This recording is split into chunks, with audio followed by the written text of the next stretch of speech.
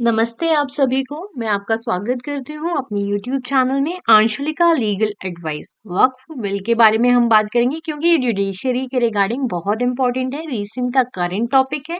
तो हम इसको अंडरस्टैंड करते हैं बेसिक्स के थ्रू।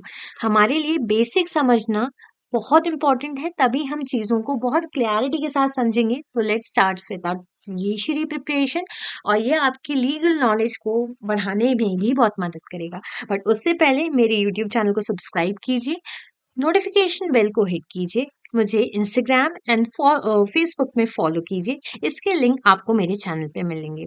तो हम सबसे पहले समझते हैं कि वक्फ की डेफिनेशन क्या होती है। व्हाट इज वक्फ? तो वक्फ, अगर हम बात करें तो ये इस्लामिक लॉ से आता है। इसकी जो जड़ें हैं ना, वो इस्लामिक लॉ और ट्रेडिशन से बिलोंग करती है।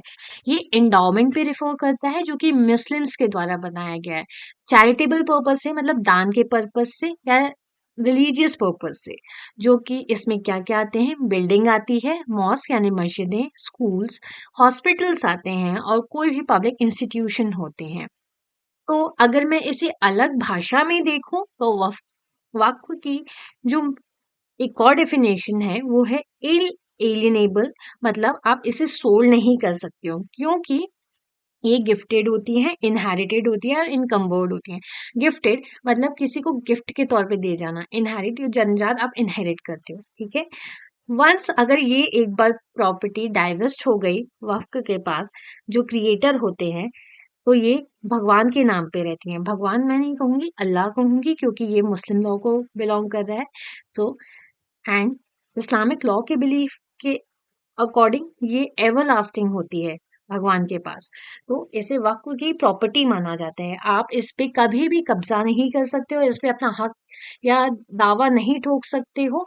ये कई ऐसे जजमेंट्स में भी आपने देखा होगा कि वक्फ की प्रॉपर्टी है तो ये आपको बिलोंग नहीं करती है। ये बहुत ही कंट्रोवर्शियल टॉपिक है इंडिया का, तो इसी के बारे में मैं आपको बताना चाहती थी। अब सबसे पहले अगर मैं इस वक्फ की एक बेसिक मीनिंग देखूं तो ये परमानेंट डेडिकेशन होता है एक पर्सन, किसी भी पर्सन के द्वारा। या तो प्रॉपर्टी मूवेबल हो सकती है या इमूवेबल। मूवेबल प्रॉपर्टी जैसे गाड़ी, घोड़ा, ठीक है। इमूवेबल प्रॉपर्टी का मतलब होता है, मीन्स कि आपका बंगला हो गया, जमीन हो गई, जायदाद हो गई। सो ये मुस्लिम लॉ से बिलोंग करता है। अगर आपको मेरा वीडियो अच्छा लगा है तो thank you for watching. Do subscribe and follow.